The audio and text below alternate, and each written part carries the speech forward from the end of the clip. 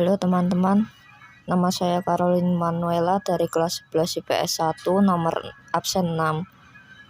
Teman saya dengan nama Oliver Arnold Sepang membantu saya dalam mengedit video ini.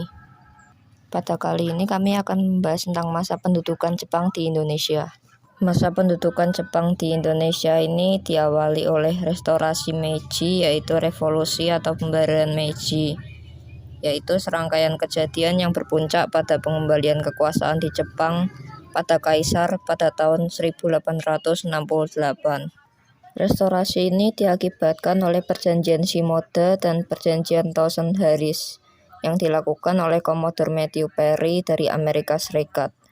Aliansi ini dicetuskan oleh Sakamoto Ryoma dengan tujuan untuk melengsarkan keshogunan Tokugawa dan mengembalikan kekuasaan pada Kaisar. Pada 3 Februari 1867, Kaisar Meiji naik tahta setelah wafatnya Kaisar Komei pada 30 Januari 1867. Perjanjian Shimoda membuka pelabuhan Nagasaki, Shimoda, dan Hakodate untuk kapal-kapal Rusia. Imperialisme Jepang ditandai dengan usaha Jepang perluas wilayahnya dengan Perang Sino-Jepang pada tahun 1894 sampai 1895, lalu Perang Rusia dan Jepang pada tahun 1904 sampai 1905, lalu Jepang menginvasi wilayah jajahan Prancis pada tahun 1941, dan Jepang membentuk fakta triparti bersama Jerman dan Italia pada tahun 1940. Jepang juga mengebom pangkalan laut Amerika Serikat yang terletak di Hawaii, yaitu Pearl Harbor. Berbagai dampak dengan adanya masa restorasi Meiji itu untuk Jepang di bidang militer. Untuk warga laki-laki yang berusia 21 tahun wajib melaksanakan wajib militer selama 4 tahun. Lalu terbentuknya tentara nasional, dan Jepang juga membeli berbagai perlengkapan senjata dari bangsa-bangsa barat.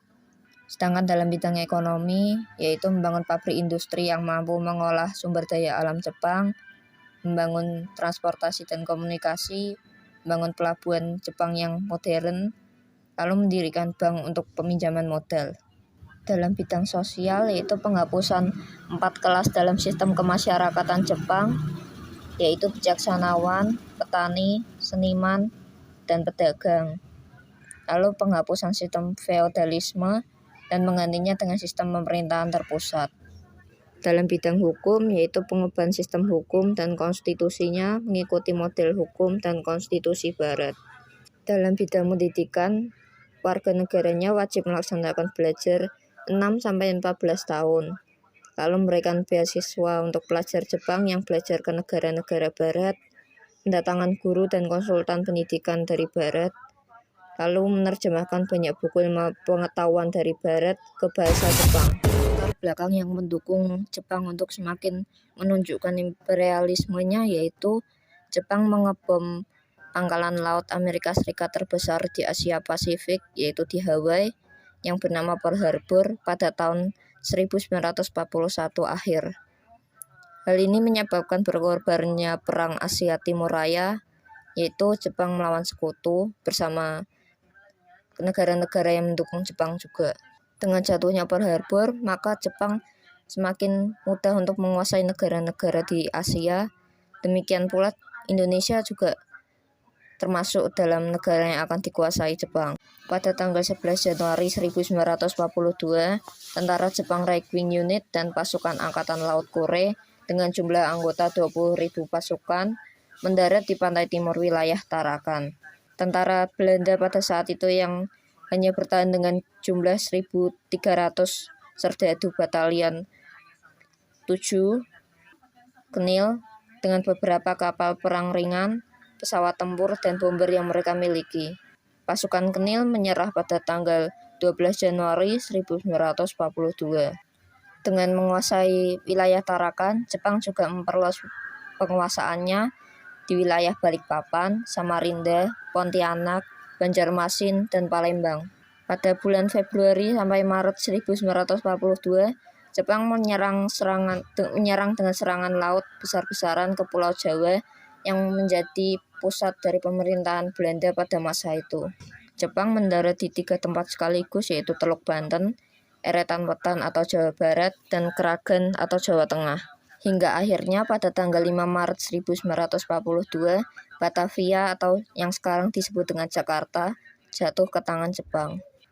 Pada tanggal 8 Maret 1942, pemerintahan Hindia Belanda atau Belanda itu menandatangani piagam penyerahan tanpa syarat di Kalijati yang disebut dengan Perjanjian Kalijati, yaitu menyerah tanpa syarat ke Jepang sehingga Jepang dapat menguasai Indonesia sepenuhnya.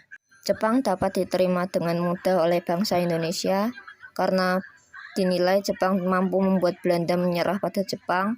Jepang juga berjanji memberikan kemerdekaan pada Indonesia dan bersikap simpatik terhadap aktivis yang ditawan Belanda pada masa penjajahan Belanda. Jepang juga memperbolehkan lagu Indonesia Raya dikumandangkan dan bendera berkibar serta bahasa Indonesia digunakan. Warga Indonesia diperbolehkan untuk melakukan ibadah sesuai dengan keyakinannya masing-masing. Namun pendudukan Jepang di Indonesia juga tidak luput dari politik penindasan dan pemerasan. Beberapa tindakan kejam yang dilakukan oleh pemerintah Jepang pada warga Indonesia yaitu para petani dipaksa untuk menyerahkan sebagian besar padi dan ternaknya. Rakyat diperintahkan untuk menanam tanaman tertentu pada hari-hari tertentu. Rakyat yang memiliki perhiasan wajib diserahkan terhadap pemerintahan Jepang dan rakyat tenaganya diperas melalui Romusa. Kekuasaan Jepang di wilayah Indonesia itu dipegang oleh 2 angkatan perang Jepang, yaitu Angkatan Darat atau Rikugun dan Angkatan Laut atau Kaigun.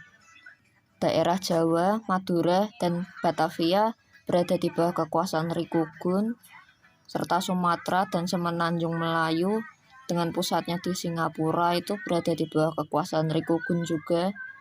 Dan Kalimantan, Sulawesi, Nusa Tenggara, Maluku, serta Irian berada di bawah kekuasaan Kaigun. Dampak pendudukan Jepang di Indonesia dalam bidang sosial budaya itu terbentuknya tonarigumi atau semacam kepala desa, pembangunan jalan, gedung, dan perkebunan, adanya Jugun Ianfu, dibukanya perguruan ilmu kedokteran dan teknik, lalu terbentuknya Keimin Bunkasidoso atau bagian yang mengawasi perkembangan kesenian di Indonesia, terjadinya perubahan dalam sistem stratifikasi sosial, terjadinya propaganda dengan menggunakan kebudayaan lagu karya dan drama, lalu Japanisasi. Selanjutnya dibentuknya organisasi Gyugun. Gyugun juga bertujuan untuk membuat penduduk Indonesia siap dalam menghadapi tentara sekutu pada masa Perang Dunia Kedua. PETA dibentuk oleh pemerintahan Jepang pada tahun 1943 dengan tujuan membantu Jepang menghadapi blok sekutu di Perang Asia Timur Raya. Tanggal tepatnya terbentuknya PETA itu pada tanggal 3 Oktober 1943. PETA dibubarkan pada tanggal 19 Agustus 1945 setelah Jepang kalah melawan masa pendudukan Jepang berakhir di Indonesia dengan janji memberikan kemerdekaan bagi bangsa Indonesia. Namun pada akhir 1944, Jepang mulai mengalami kekalahan pada Perang Dunia Kedua dan Jepang berupaya sekuat tenaga agar tidak kehilangan Indonesia. Supaya tidak kehilangan wilayah Indonesia, Jepang memberikan janji kemerdekaan dengan pembentukan BPUPKI, yaitu Badan Penyelidikan Usaha Persiapan Kemerdekaan Indonesia. Sidang pertama BPUPKI melahirkan dasar negara Indonesia saat ini, yaitu Pancasila pada tanggal 1 Juni 1945. Pancasila dikemukakan oleh I.R. Soekarno.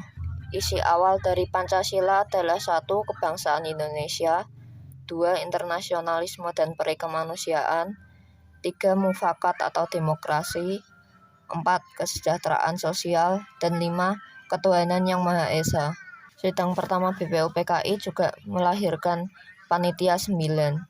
Panitia 9 memilih Ir Soekarno sebagai ketua dan Dr. Andes Muhammad Hatta sebagai wakil ketua. Untuk beberapa anggotanya ada Ahmad Subarjo, Muhammad Yamin, Kiai Haji Abdul Wahid Hasyim, dan Haji Agus Salim serta kawan-kawannya.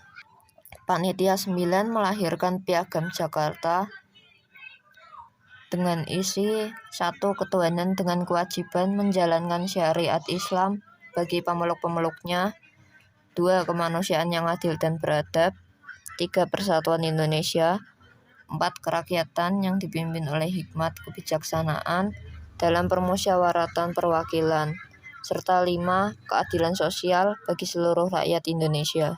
Sedangkan sidang kedua BPUPKI yaitu pada tanggal 10 sampai 16 Juli 1945 menghasilkan rancangan isi dari Undang-Undang Dasar. Setelah sidang kedua, maka BPUPKI dibubarkan dan akan digantikan oleh PPKI. Sekian presentasi dari kami, mohon maaf jika ada kesalahan kata. Semoga dapat bermanfaat untuk media pembelajaran bagi teman-teman semua. Terima kasih.